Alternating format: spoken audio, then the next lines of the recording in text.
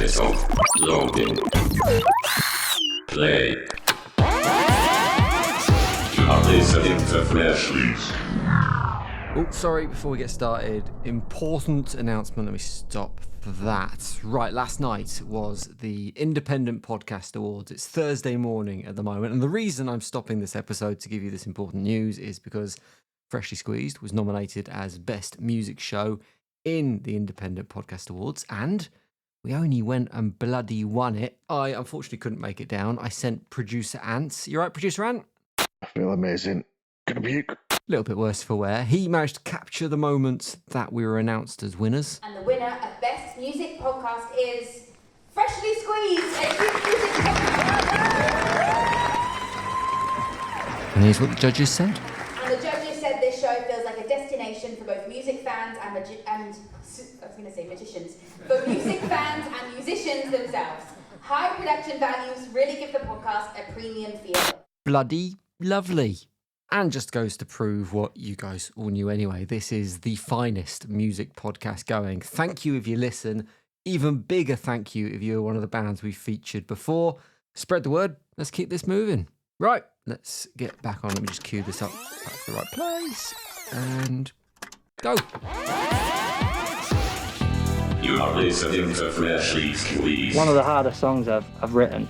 You know, there's songs that I've written that just kind of came to me and it's just off the cuff, off your head, and it just kind of falls together. But that, it was like sitting down, line by line, note by note, and trying to make it work. Hello, welcome to another Freshly Squeezed, a new music podcast that gives you, every week, a chance to check out some acts, bands, and artists that maybe you've not encountered before, and probably, in reality, you'd struggle to hear getting airtime in many other places. In other words, if you like finding new music, this is the place. One of the things that surprises me every single week doing this pod is the sheer quality of the bands and the quality of the music they produce. I hear them and wonder all the time why they're not playing to thousands of people and selling stacks of records, because they deserve to be. And I think I can definitely say that about the three bands that feature on today's show. We've got one for fans of Fontaine's DC, because very soon we'll be heading out on tour and catching up with the Brògeal boys to chat about their latest tune, Draw the Line, and their debut album, which isn't far away. There must come a time when we will have to draw the line instead of putting them out above the stars. And if you don't see him around, well, he's in the drain or he's at the ground. Also, I'm going to chat to a fella who swapped the football field for the festival fields. Boots for bass amps, if you like. Max Ryan. We traced someone who was samurai. It's time then we made it alive. In Camino, oh Camino, don't ever let me go. And I've got an artist that I've followed for some time now. In my days on the radio, I described him as one of the most exciting talents in UK music. That opinion has not changed. We're going to be hearing from Fynn shortly too. If I quit now, I can get out. Carry on as I always do. Oh, man, don't stop now. We're just getting started. You don't wanna miss out on this night. It's ecstatic, take a bit of me and I'll get you through. Spring you to your feet right back in the room. Show them what we're made of, don't be ashamed of me, cause I am part of you. That tune that you heard a little bit of there, Icarus Waltz, written in a kind of, I don't know the technical term, 3-beat rhythm, waltz rhythm, which is crazy. I don't think I've heard it before. I'm going to ask Fynn about that in a bit. But first, you heard from him a moment ago, Scottish band Brògeal on tour at the moment, playing tonight, and by the magic of podcasting, they should be chilling out just behind this door, just through here. Shall we eliminate some background noise? All right, lads. We good to do this? Just getting rid of some sound. No worries.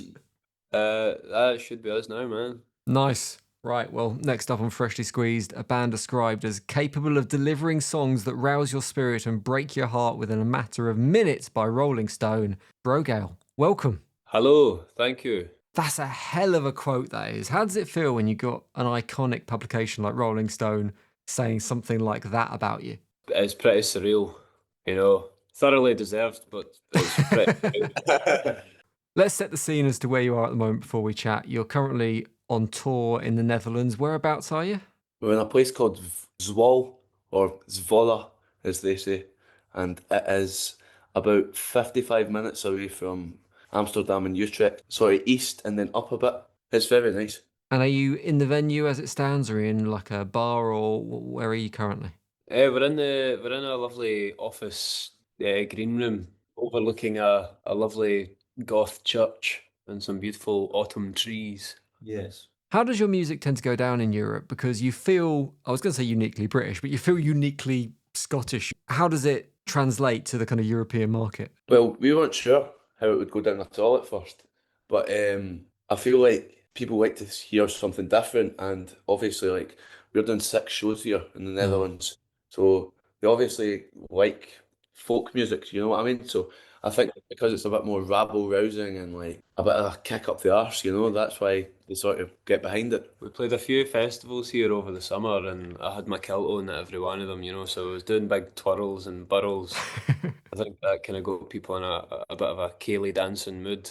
For those who don't know your music, I describe it as Gaelic folk punk rock, I guess, which is a genre, if you can even call it a genre, that's had a little bit of a resurgence of late, maybe Fontaine's DC at the front of that. Is it something that you felt that the kind of music you make has seeped more into the public consciousness? It seems like it's been a bit of good timing. We were kind of inspired by the likes of the Mary Wallopers to start a band with this kind of sound. It's something that we've always known growing up, but we kind of took a bit of a leap of faith, wondering if anybody would be into it, and as luck would have it, you know, it was coming back at that particular moment. So we're kind of riding the wave, and it's very nice, to be fair. Did you have those discussions in the early days of the band about what type of music you wanted to make, or what type of band you wanted to be, or was it just this is what felt natural, this is always going to be the route you took?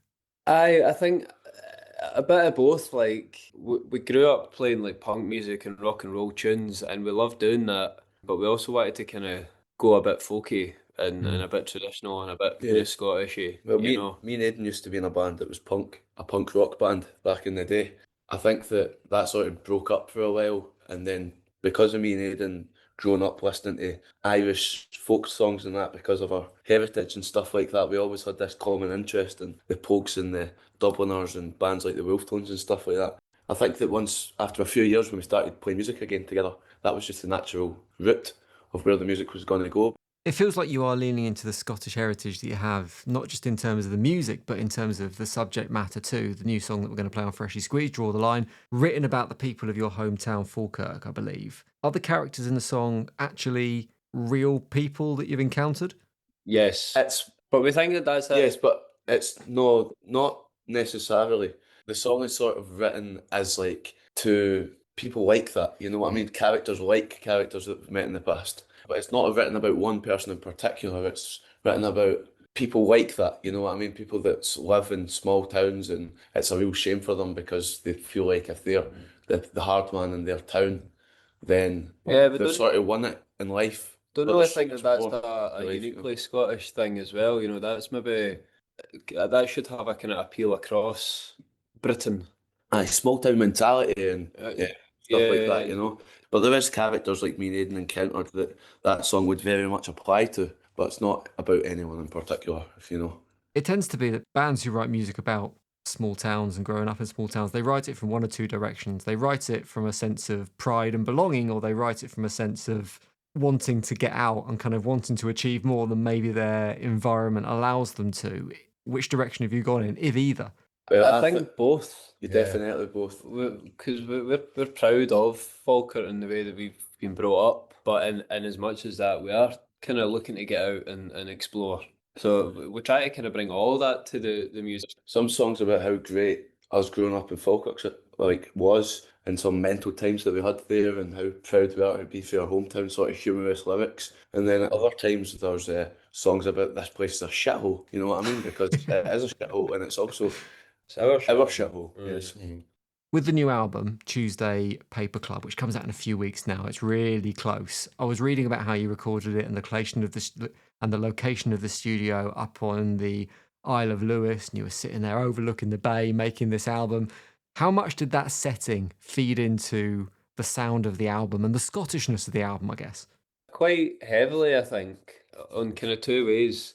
The isolation and the way that we were able to get totally engrossed in it through kind of our physical isolation was one aspect to it. The record wouldn't sound the way it did if we didn't do that. But then we also did manage to use like sounds we recorded out from the island of the animals and of the kind of the water, and of course getting Josie Duncan on board on Go Home to Your Bed. She sings it in Gaelic. She's from the Isle of Lewis. So without being there, the album reflects our experience from being up there, and that's kind of intentional. We wanted it to be a product of where we were and what we were doing. Definitely, from what I've heard of the album, it's got that feeling of place about it. It's got that storytelling aspect to it. It's certainly got kind of the instruments that you associate with folk music as well. But I guess by the very nature of folk music, folk songs are rarely original pieces. Well, they are at one point original, but they're kind of like passed down, and they're stories that are passed from generation to generation. Here you've got a record that is a folk record, but it's 100% kind of new original material. This might be a bit of a lofty question, but have you imagined these songs almost seeding the next generation of folk music? Can you imagine these tunes being passed down? It's a lovely idea. Wouldn't it be good for us to be thinking like that though? It would be lovely if it did. And there is one tune on the album that is old folk. Oh yeah, the Lonesome Boat very end tune. That was a folk revival tune written in the 1960s. It's an instrumental. So I suppose it's a kind of nod to the folk revivalists that, we are the revival of the revival. So in short, yes. We would love for all that kind of to be the case. It's more so that we just want to maybe bridge the gap between pop indie stuff and like traditional stuff, so that maybe people listen to us and then want to get more involved with the proper tradition, Well, I can't wait to hear the rest of the album when it comes. Nice one for coming on. Good luck in Holland as well. We'll play Draw the Line on Freshly Squeezed. But Brògeal, thanks for your time. Thanks, pal. Appreciate it. Chugging down another beer through belly white veneers. So far suffering round the town, 'cause you can't go home and face your mother's tears. It's the worst things that she fears. There must come a time when you have to draw away, instead of putting them out in bathroom stalls. And if you don't see him around, well, he's in the jail and he's in the ground. It's the only way that the matter gets resolved. If you don't see him around, well, he's in the jail and he's in the ground.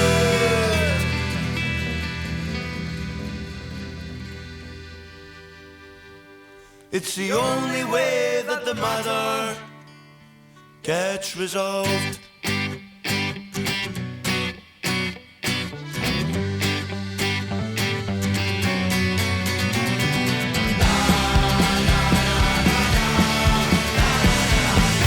Dead cool, that, isn't it? The album, Tuesday Paper Club, is out 17th of October. If you're listening to this podcast after that date, well, just follow the links in the podcast description and you can have a wee listen to it. Next, we're going to speak to Max Ryan, who has a unique and envious career path, having pulled on a jersey for Watford FC, but traded it all in for a burgeoning career in music. Welcome, Max. Thank you. So, most teenage dreams consist of either playing football or rock and roll, playing in front of thousands of people, either with a ball at your feet or a guitar in your hand, basically. But you've had a taste of both now, Max, former professional footballer, now playing music for a living. If you could pick one of those things to do at the highest level at this point, would you rather be Dave Grohl or Lionel Messi? I think either of them haven't got it too bad. Like I said, they're both amazing things to do. And, through my days at Watford, I was lucky enough to sort of be on the cusp of Premier League. And, there's nothing compares to obviously playing in front of thousands of people, football wise. And that was obviously my dream. And I think, it's kind of another chapter now. And so if I'd answer the question now, I'd probably say music at this moment in time, yeah. But back then it would have been football for sure. It is a hell of a gear shift going from professional football with Watford to trying to make it in the music industry.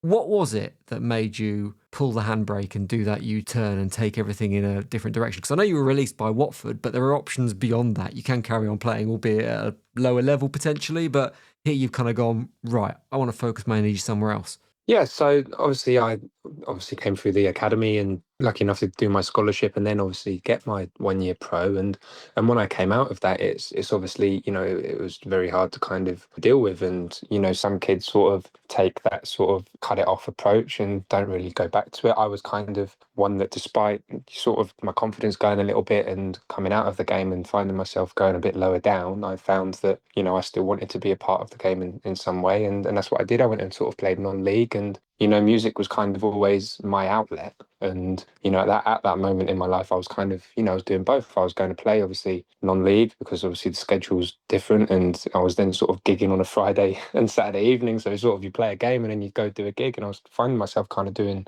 both at the time. And it's only sort of in the last few years that I've kind of thought, well, actually, I enjoy this music side as well. Why don't I really push that and see how far we can take that? So over the last couple of years, that's kind of gradually just become my main focus, really. In terms of your music, it's not a sound that you make that I'd necessarily associate with Hertfordshire. I don't think anyway. It's kind of Sam Fender, but maybe if Sam Fender was from the home counties and recording a record in the middle of the Nevada desert, that's the vibe it's got.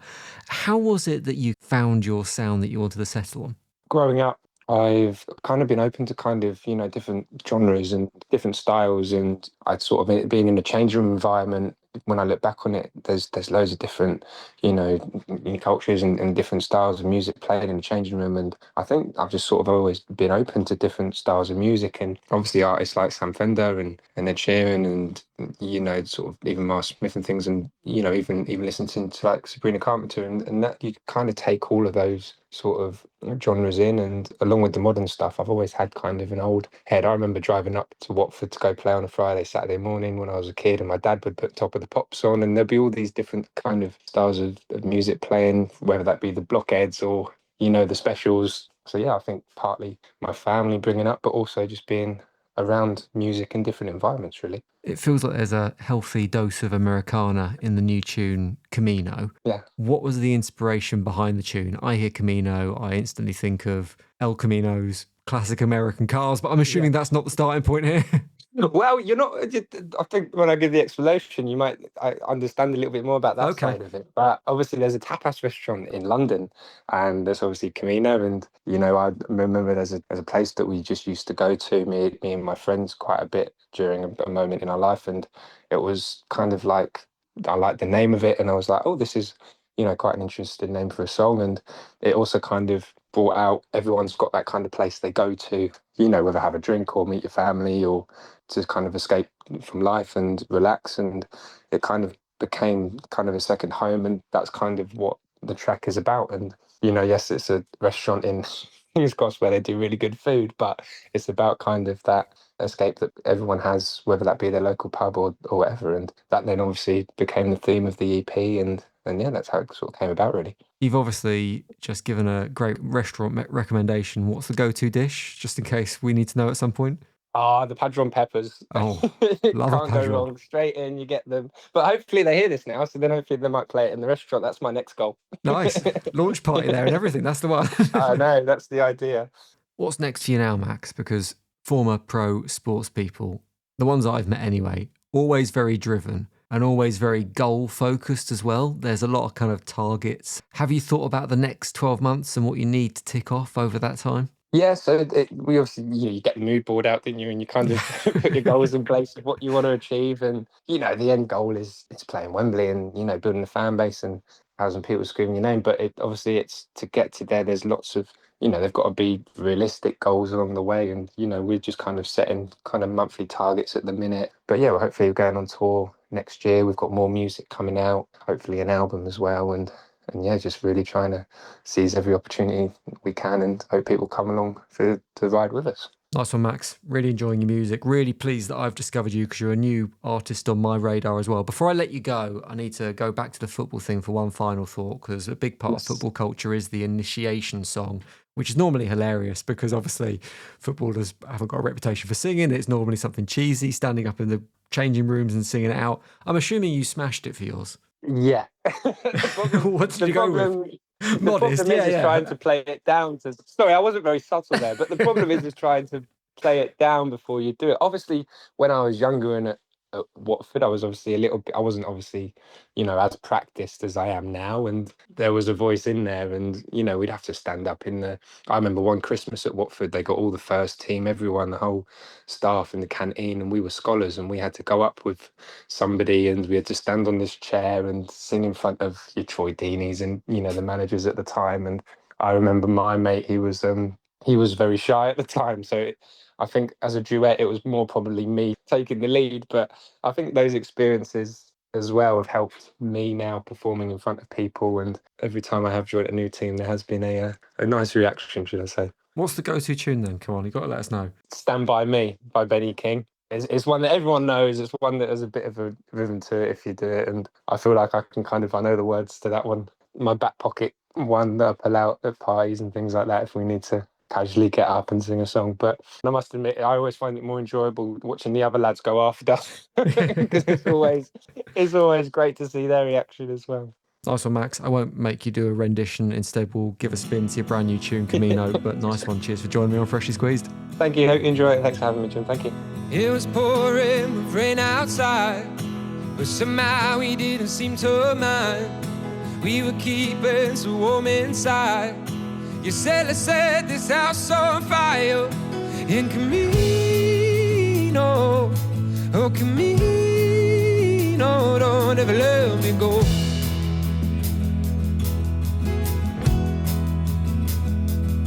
We were dancing into the night.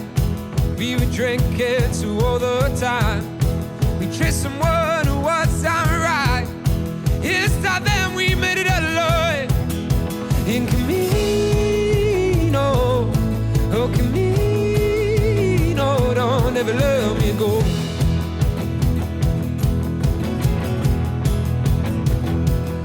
Because darling, oh darling, I don't wanna go home. A slice of Americana from the heart of Hertfordshire. That's Max Ryan and his ace. Final act on today's Freshly Squeezed is a big finale. Sometimes you hear an artist and it just makes you stop, sit up, take notice.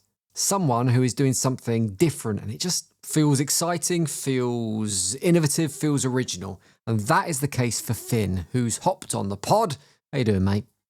Hi, man. Not bad. Yourself? Yeah, I'm good. As I said, you're original, you're exciting, your stuff is really different, really creative, but the artist I think I've heard you compare to more than any other is Ren, who people might be familiar with. It's that kind of mix of rap and pop and hip hop that you both blend together in your music. I'm interested. I'm assuming Ren's in the mix, but who else do you cite in terms of musical influences that have set you up in this journey? Honestly, I think it's a lot of bands that probably people aren't heard of. It was the small festival scene that really got me into music for the most part, watching these ska bands and stuff like that. So there's a band called Undercover Hippie who they are quite big, but I guess in like quite a small niche of the sense of it. And their way of creating music that's quite conscious as well as catchy and a bit of fun. So seeing that kind of stuff was the main thing. And I'd say probably Jamie T is a big influence for the kind of style of it as well, though. It's interesting you say they're people that listeners might not have heard of, because I guess that kind of encompasses the challenge that you face as an artist when you're doing something different and something new, that it can be music that scares people a little bit. Particularly, I'm thinking people in the industry, labels who don't know whether they should take a risk, don't know whether they should invest or not. Do you look at an artist like Ren or like Jamie T who are in similar spaces, and does that give you hope that your music might have the opportunity to cut through? 100%. That's why I quit my job, was seeing Ren making music similar to what I was doing. And in my head, like I said, it was like, it's never going to be anything that people would actually really feel that they can relate to. But yeah, when he came out, I was like, well, it's actually a feasible genre for me to carry on doing it with. And I just went for it after seeing him do so well. As I said in the intro, you write tunes that make me sit up and take notice, and that's the case with the new tune Icarus Waltz, which is written to a 3-time waltz style beat, which I don't know, or I don't think I've ever heard before in popular music. Where did that idea come from? It was literally that. It was a case of me sitting down and thinking I've never really heard a rap song that's in 3/4 before. And I started looking it up, and then there was a couple here and there. Like there was a Jay-Z one, but there really wasn't much. And I thought, it can't be that hard, I'll give it a go. And it was pretty difficult, to be honest. It's not intuitive to rap on that beat if you've learned to do it in a different way. So it was like one of the hardest songs I've written. You know, there's songs that I've written that just kind of came to me and it's just off the cuff, off your head, and it just kind of falls together. But that it was like sitting down line by line, note by note, and trying to make it work. And yeah, and I'm happy with it. Hopefully other people are too. Because like you say, it's a bit experimental, isn't it? Yeah, I love it. So you said a couple of minutes ago that you took the decision, inspired by Ren, to quit your job. That was last year you did that. You mentioned at the time you had a bit of a quarter life crisis and decided, right, I'm not going to be a barman anymore. I'm going to focus full time on music. How's that going now? No looking back, no panics? I mean, there's been tons of panics. You know, I think after after every song, I think, right, this is the last one now. You know, because it's difficult to put everything in and then not always get back exactly what you want. But hindsight is like a great thing because you can look back and go, actually, it was pretty good because I got this from that and I got this from that. But when you release it, you're always going to think this is the next big one. So it's just getting past that aspect of it. But yeah, it's like the best thing I've done. I always used to think of myself as a musician, but I hadn't released music. I just jammed and I was like, oh yeah, and I think I said it. I had like a new boss and I said it to my new boss. I was like, she's like, oh, what do you want to do? I was like, oh, I'll probably do music. And she's like, what do you do, release? And I was like, oh yeah, she's right. I'm not I'm not actually doing anything. So it kind of like hit me a bit that, I'm kidding myself a little bit. But yeah, one of my friends pointed that out about the quarter life crisis thing. He went, it's quarter life crisis, so you plan on living till 100? I was like, oh yeah, like, not quarter life. I was 25 at the time. Right. Well, I'm going to be honest with you now because I've been dead busy recently. I've not had much time to come up with a load of questions, but thankfully Freshly Squeezed is a podcast on the cutting edge of technology. So let's boot it up. M-A-N, go. Hello, Mangoes. You're online. Hello, J-I-M. This is Mangoes, by the way, the Modular Artificial Networks General Operating System, or the Freshly Squeezed supercomputer. Mangoes, can you please generate 100 questions? Squeezing information. Where we go is up to you. We need 3 numbers, and they will correspond to the final 3 questions of this interview. Finn, where are we going first? Number 8. 8. You've taken risks to follow your passion. What advice would you give to someone hesitating to make similar steps? I would say to plan a little bit before. That's what I learned, was that you can't just put all your eggs in one basket and then expect it to work out no matter how good you are. So, it's a business at the end of the day. So if you're going to take a dive, don't take it completely blindly and to the point where you've got no other options, which is kind of what I did. Quit my job and just thinking it. So yeah, I'd say, have a little bit more of a game plan in case it doesn't quite go the way that you think it will. Sound advice. All right, let's have another number. What are you going for? 42. Question 42. Your full name is Fynn Birch. Is your surname also your favorite type of tree? This is where you go when you roll the dice with AI. You never know what you're going to get. I don't know. Favorite type of tree. We got a lot of fir trees near where I live at the moment, and that's like a really, really cool forest that you can get lost in. So maybe I'll go with that. I've not really seen many birch trees, to be honest. I'm glad I'm making you think of questions that you might not have had to answer before in interviews. At least we're going to new directions. Right, go on, give us one more number. Let's see what this throws up. 88. Question 88. Did your time as a barman influence your songwriting or storytelling? That's a really good one, because 100%. In what way? So I've got the song Tommy's Ballad, which is about a alcoholic who kind of has a relapse and then goes out into a bar and ends up getting into a bit of a fight over a girl and some other things, and it all kicks off. And that's based on like a multitude of different things that I'd seen in bars. Like one guy used to come in and he was the nicest guy ever when he just had one drink, and then after 5 or 6 he just turned into an idiot, basically. So yeah, it kind of definitely influenced that song 100%. Good question. Maybe AI is here to take all of our jobs. Mine before yours. No, But definitely.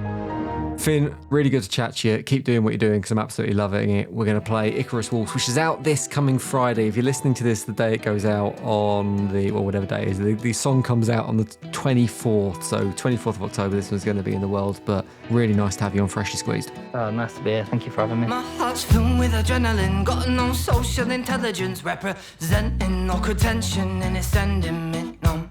Now I'm shaking, perspirating, head is aching, gone dumb. Hide away in my happy place where I feel safe and bubbled up. Hey dude, what's up man, why so blue? You're looking low, feeling lonely, out of place and too afraid to join the show. A bit of me would do the trick, the cure to all of your sorrow. Make you feel suave, king of the stars, come on let's chance it, have a go. Side effects, man.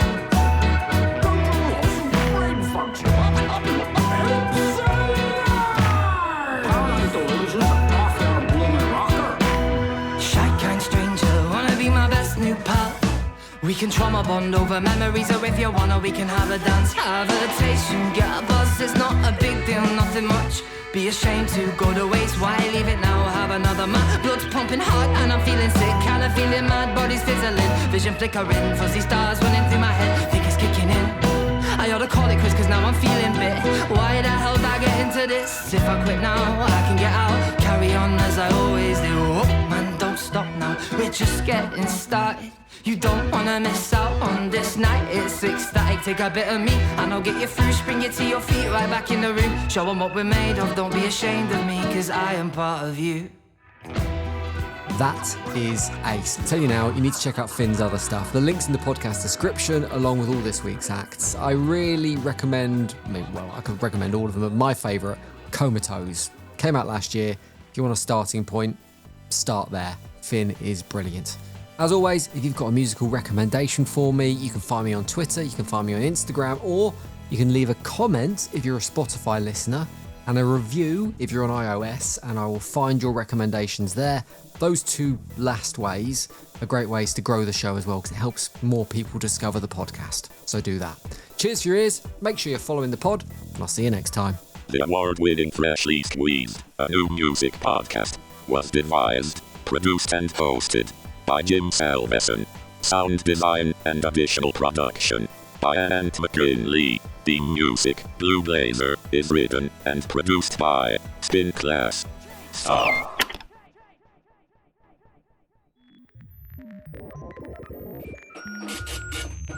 Why isn't my name on the award? Mark my words, you will rue the day you snubbed me. Go on. Start rueing.